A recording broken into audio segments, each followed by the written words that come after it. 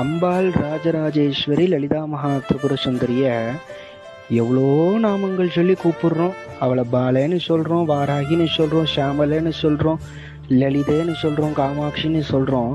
ஆனால் எல்லாமே ஒரு ஸ்வரூபம் அப்படின்றது இதில் வந்து நம்ம புரிஞ்சுக்கணும்.